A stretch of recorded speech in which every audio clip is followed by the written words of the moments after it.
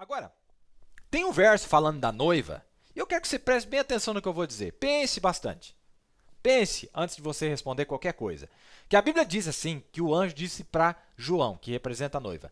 Importa, tá aí, ó. Importa que profetizes outra vez a muitos povos e nações e línguas e reis. Irmão, vamos ser sinceros. Vamos ser sinceros. Esse negócio de reis ali.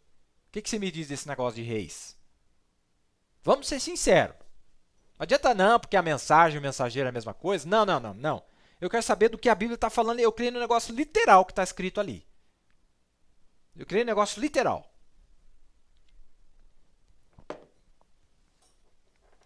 Agora, eu quero chamar a atenção de vocês para um negócio muito interessante. Você viu ali? Ele disse o vinho significa a palavra manifestada em poder. Ah, irmão. A palavra pregada. Ele pregou a palavra. Mas não é uma pregação para a salvação. É para destruir as nações, para Deus passar. E veja a lista lá em Jeremias 25, de todas as nações que ele visitou. Veja a lista lá.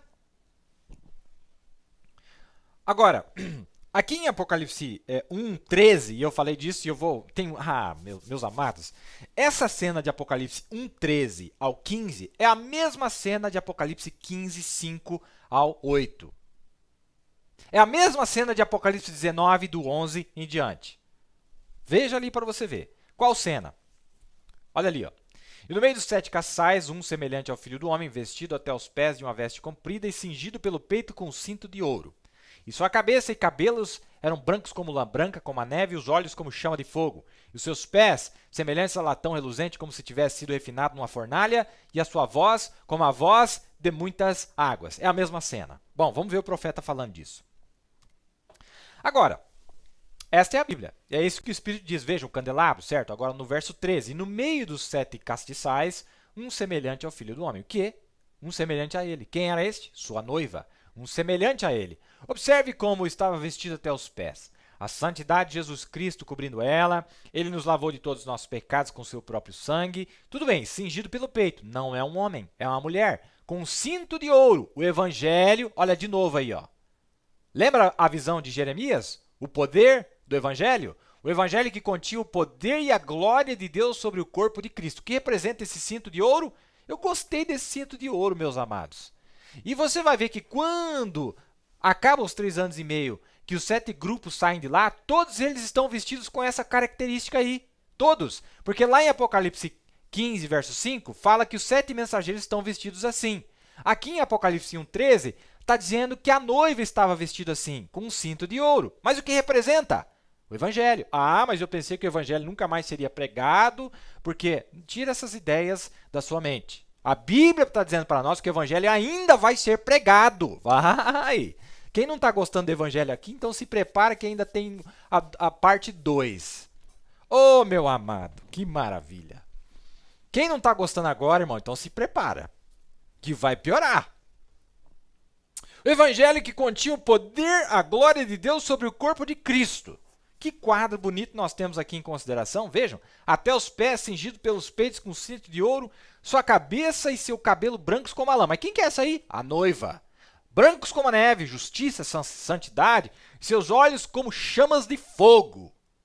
Mas que dia que é esse, irmão, que essa noiva está tão irada assim? Olha penetrantemente, não tente se esconder-se dele, ele sabe quem você é, onde você está, o que você fez. Sim, Senhor, ele vê tudo. Em outras palavras, eu sei o que você fez 3 anos e meio atrás. Eu sei quem você é. Eu sei onde você mora.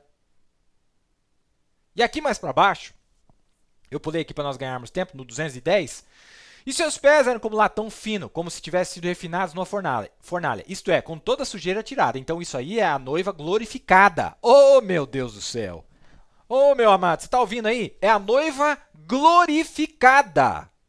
Ah, mas não sei, essa mensagem é lá de 54, foi antes dos selos. Irmão, tira essa incredulidade do seu coração, que vai te ajudar bastante. Tira, deixa de ser incrédulo. É mensagem, eu creio, do jeitinho que está escrito aqui. É a noiva. É a noiva, Apocalipse 1:13 é ela. Dá uma olhada lá.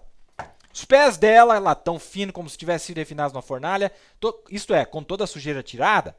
Isso significa, esses símbolos, e sua voz, a voz de muitas águas. Observe, é a igreja falando com ele agora. Águas. Apocalipse 17:15 diz que águas significam povos e multidões de pessoas. Então, agora a sua voz, ou este ser que estava se encontrando lá com essa aparência assim, era Cristo em sua igreja. Como a noiva e Cristo sendo um, depois do casamento.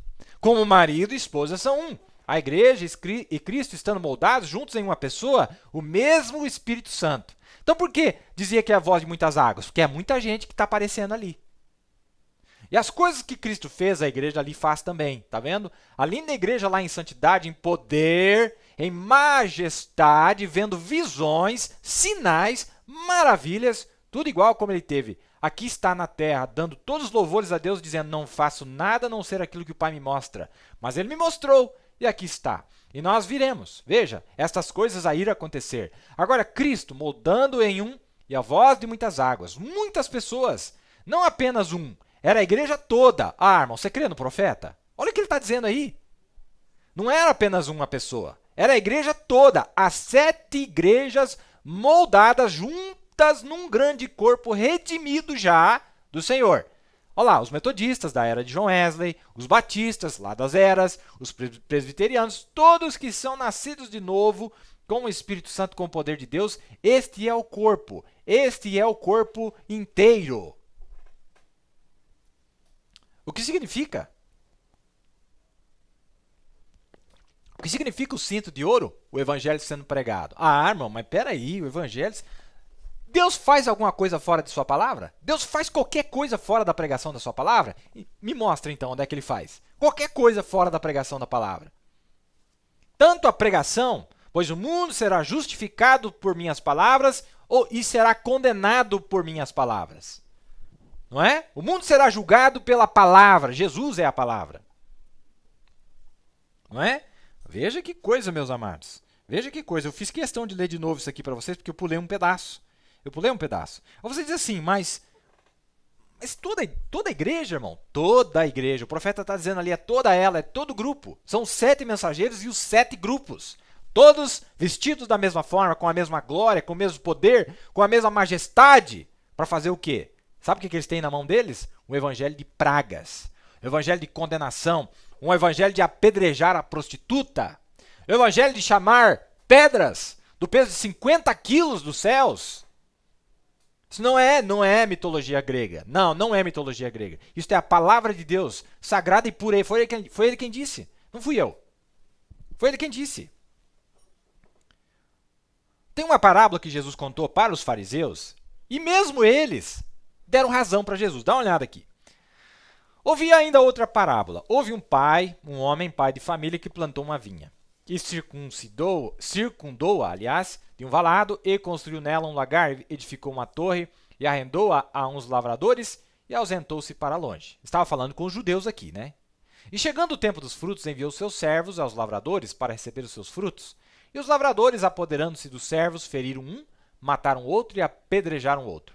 Depois enviou outros servos em maior número do que os primeiros, e eles fizeram-lhes o mesmo. E por último enviou-lhes seu filho, dizendo, terão respeito a meu filho. Está falando de Israel, que Deus mandou profetas, eles mataram eles, por fim mandou o filho. E o que eles fizeram? Mas os lavradores, vendo o filho, disseram entre si, este é o herdeiro. Vinde, matemo-lo e apoderemo-nos da sua herança. E, lançando mão dele, o arrastaram para fora da vinha e o mataram. Aí Jesus fez uma pergunta para os fariseus. Quando, pois, vier o Senhor da vinha, que fará aqueles lavradores? Aí, olha só, o que responderam os fariseus. Eles mesmos deram a sentença. Dará afrontosa morte aos maus e arrendará a vinha a outros lavradores que a seu tempo lhe deem os seus frutos. Diz-lhe Jesus. Respondeu-lhes Jesus. Nunca leste nas Escrituras a pedra que os edificadores rejeitaram? Essa foi posta por cabeça do ângulo?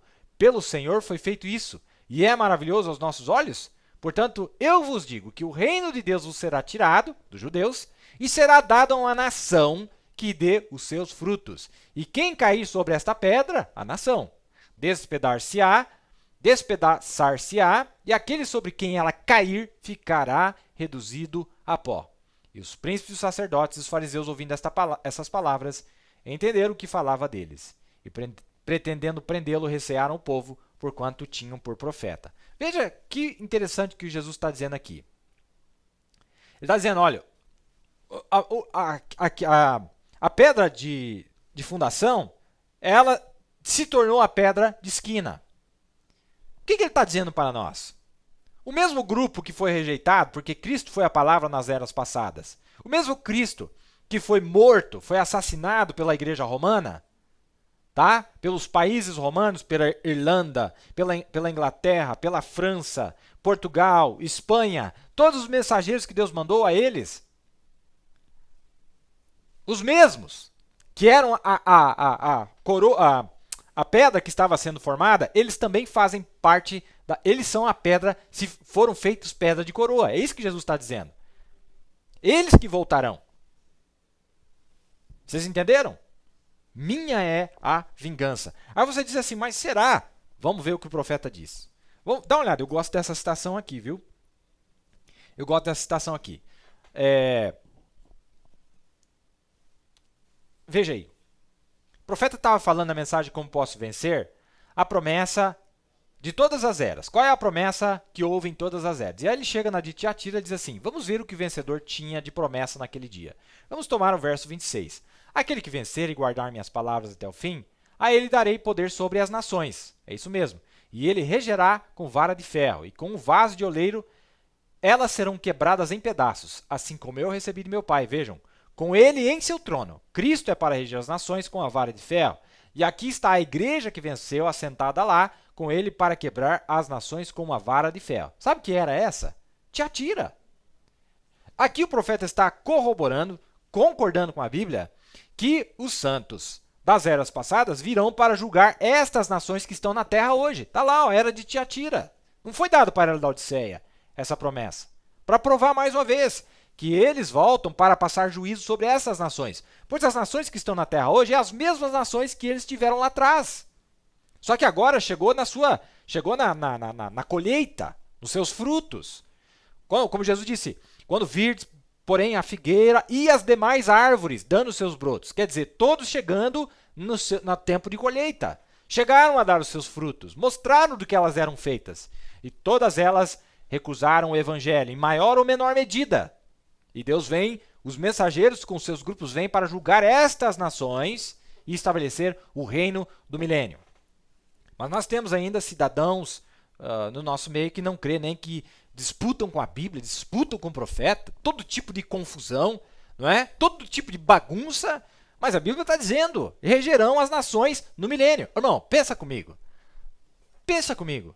Se o diabo teve um milênio, 1000 anos, que a sua igreja falsa regeu sobre as nações do mundo, por que Deus não daria 1000 anos para a igreja verdadeira reger sobre as nações?